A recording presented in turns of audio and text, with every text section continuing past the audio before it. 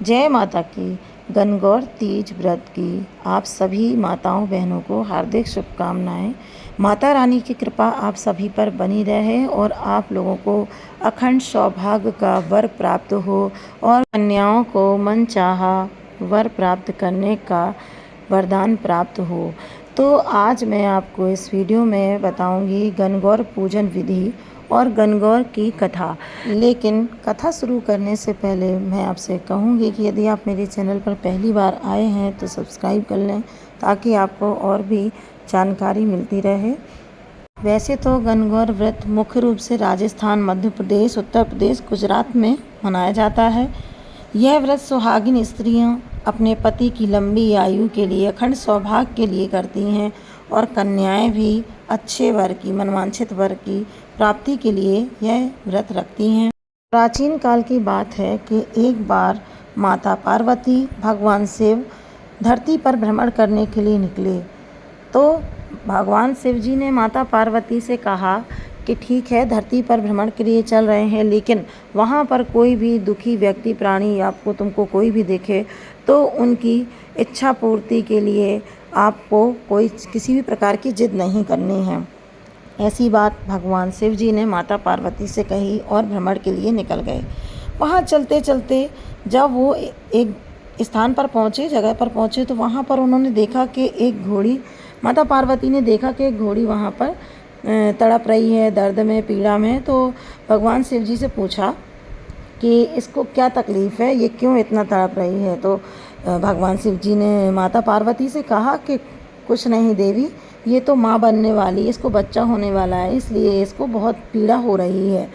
तो माता पार्वती कहती हैं कि यदि इतनी पीड़ा होती है तो मुझे तो बच्चा नहीं करना, आप मेरी गांठ बांध दीजिए। फिर शिवजी ने मना किया कि नहीं, आगे चलो, गांठ नहीं बांधनी है, क्योंकि गांठ बांध दूंगा तो फिर दोबारा वो नहीं खुलेगी। आगे चली जब माता पार्वती, तो एक गांव में उनको, एक नगर में राज्य मिला, जहाँ पर राजा के दरबार के बाहर, घर के बाहर सभी लोग शांत थे, कोई एकदम शांति का माहौल था। तो फिर वहाँ पे पूछा गया, माता पार्वती ने जब पूछा लोगों से कि यहाँ पर इतनी शांति क्यों है, तो बताया कि यहाँ रानी को बच्चा होना है, इसलिए यहाँ पर शांति है, अभी दुख में है, पीड़ा में है। तो फिर माता पार्वती शिव जी से बोली कि यदि इतनी पीड़ा और दर्द होती है तो मुझे बच्चा नहीं करना, आप तो मेरी गांठ बांध दीजिए। शिव जी बोले कि चलो अभी तो आगे चलो, अभी तो तुमको बहुत कुछ इस धरती पर देखने को मिलेगा। तो आगे चली तो एक गाय थी, गाय भी बहुत पीड़ा में थी और पीड़ा सहन कर रही थी, उसको भी बच्चा होना था। माता ने जब शिव जी से पूछा कि इसको क्या तकलीफ़ है, ये क्यों इतना दर्द में परेशान है, तो शिव जी ने फिर माता पार्वती से कहा कि इस गाय को भी बच्चा होना है, इसलिए यह पीड़ा सह रही है। माता पार्वती फिर महादेव से कहती हैं कि यदि बच्चा होने में इतनी पीड़ा होती है तो मुझे बच्चा नहीं करना है, आप तो मेरी गांठ बांध दीजिए। माता पार्वती के बार बार जिद करने पर शिवजी ने उनकी गांठ बांध दी।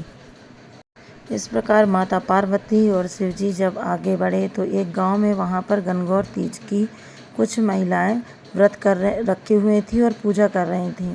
माता पार्वती वहां पर पहुंच गईं और माता पार्वती को देखकर महिलाएं बहुत प्रसन्न हो गईं। उनकी पूजा की, माता की पूजा की और बहुत से फल फूल, मिठाई, सब फूल पत्ते चढ़ाए। फिर शिवजी जब वहाँ पहुँचे तो उन्होंने देखा कि माता पार्वती फूलों से फिर आगे गांव की ओर चल दिए। वहाँ गांव पर पहुँचे तो कुछ महिलाएं गणगौर तीज का व्रत किए हुई थीं और पूजा कर रही थीं। ऐसे में माता पार्वती ने देखा और वहाँ पर पहुँची। माता पार्वती को देखकर महिलाएं बहुत प्रसन्न हुईं और माता की पूजा भक्ति भाव से करने लगीं।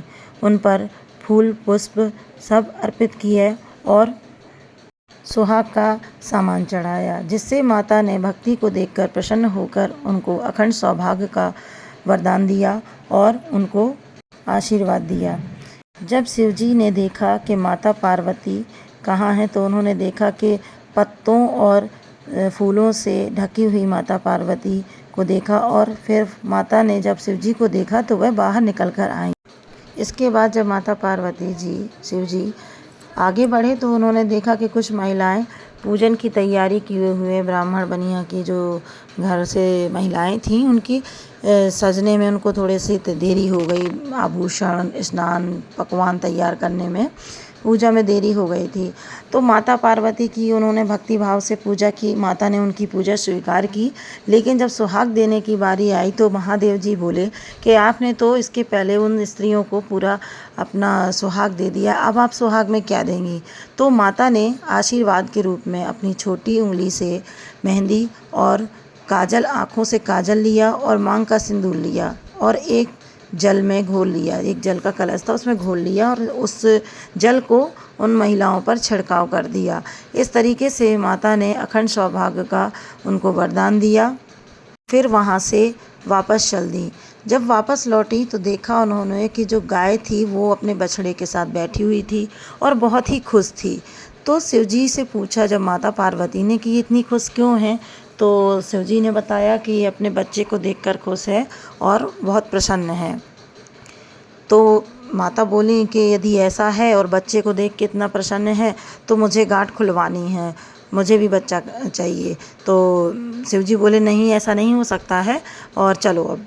तो वो माता पार्वती और शिवजी आगे बढ़े तो उन्होंने देखा कि वहाँ पर गाजे बाजे बज रहे हैं। जिस राज्य से वो निकल कर गए थे उसी राज्य में वापस आए तो उन्होंने देखा खूब वहाँ पर बाजे बज रहे, खुशियों का माहौल है, खुशियाँ मनाई जा रही हैं।